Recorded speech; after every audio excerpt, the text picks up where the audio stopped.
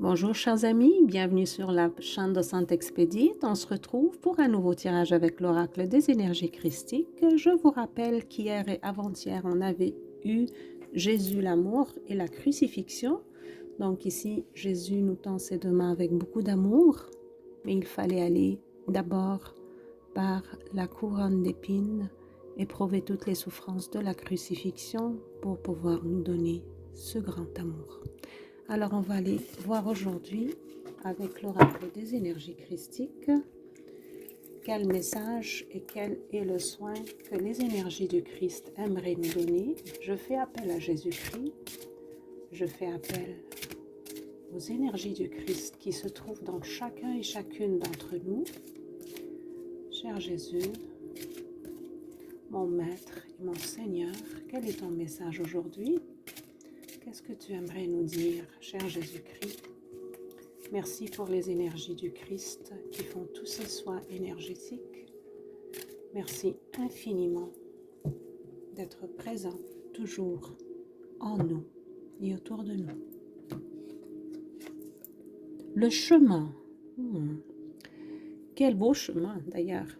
Regardez toutes ces verdures qui sont là, les halos de lumière qui sont la manifestation des archanges, des anges, d'entités lumineuses. Ici, le chemin, il est vraiment entouré, comme s'il était protégé par toute cette verdure, par tous ces arbres. La force spirituelle des arbres est vraiment puissante. C'est une force ancrée dans la terre. Alors, je ne vais pas trop parler pour que la vidéo ne soit pas trop longue. Aujourd'hui, dans l'oracle des saints, on a eu pour une deuxième fois Sainte Jeanne d'Arc et Sainte Élisabeth. Un très très beau tirage ce matin. Vous pouvez écouter la vidéo.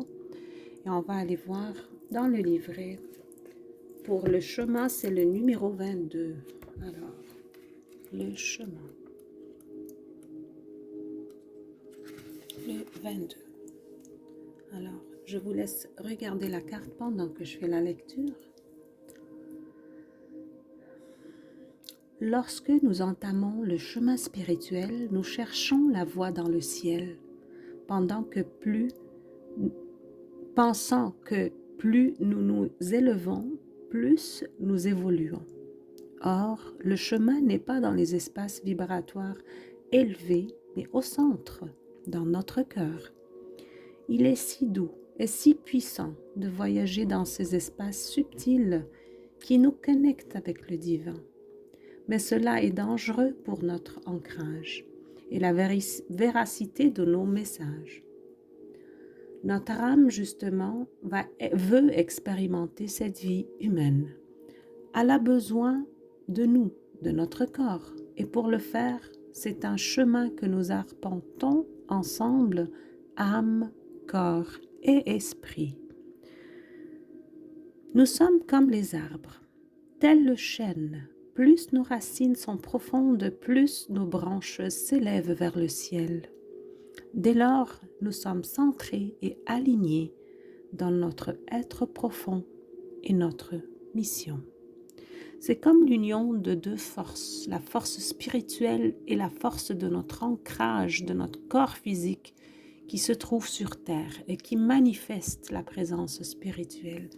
Je dirais que ces deux énergies ressemblent beaucoup à l'énergie de Sainte Jeanne d'Arc, la force de l'ancrage sur terre, la force de l'action, et en même temps celle de Sainte Élisabeth, la force douce de l'amour, de la spiritualité, de l'espoir dans le divin, dans la foi divine. Ça me rappelle beaucoup ces deux forces-là qui se complètent. Pour manifester le divin sur terre, on a besoin des deux. La force douce de la foi, de la spiritualité et la force de l'action et de l'ancrage. Excusez-moi, on va faire le soin, chers amis. Alors, si cette carte apparaît dans votre tirage, elle vous invite au centrage et à un retour sur le chemin du cœur.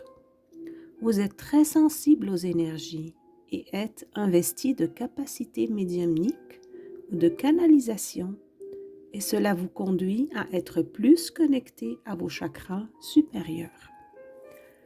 La direction à prendre est celle de l'ancrage.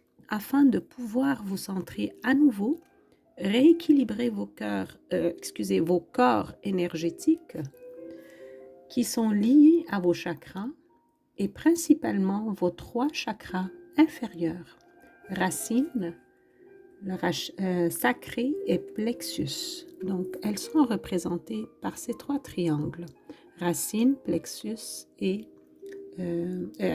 racine, sacré et plexus.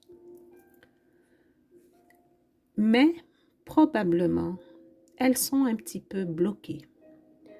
Donc, faites des respirations axées sur votre cœur tous les jours pendant plusieurs minutes. C'est un conseil si vous pouvez le faire. Des conséquences comme la peur, la fuite de la réalité liée au chakra racine, le manque de légitimité et de plaisir lié au chakra sacré ou une mauvaise gestion des émotions liées au chakra du plexus solaire peuvent aussi se manifester fréquemment. Alors, c'est une lame de direction. Le chemin, la carte du chemin est une lame de direction. Alors, qu'est-ce que vous allez faire maintenant, chers amis? Fermez les yeux et prenez une profonde respiration.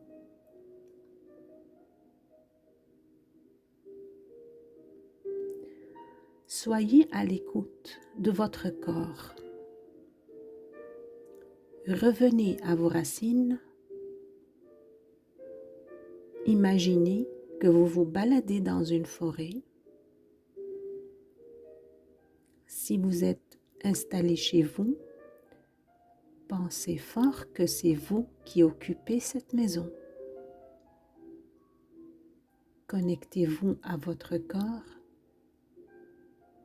et pensez fort que c'est vous qui occupez ce corps.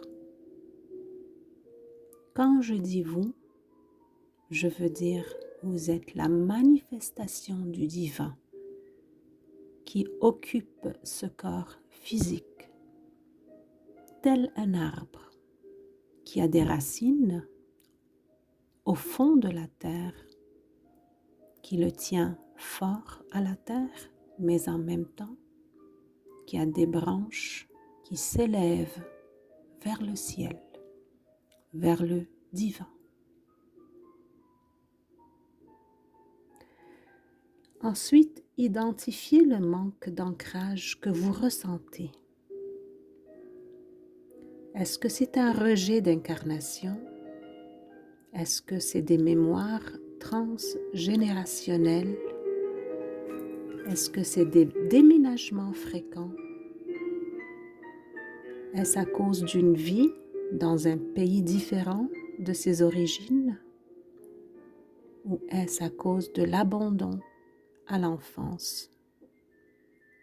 Cela vous aidera à mieux appréhender la problématique et le chakra que vous devez guérir.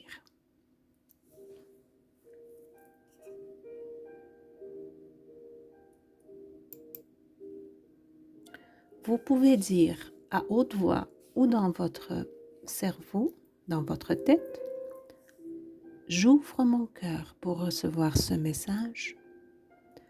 Je laisse les énergies christiques équilibrer toutes mes chakras et travailler en moi pour éclairer mon chemin.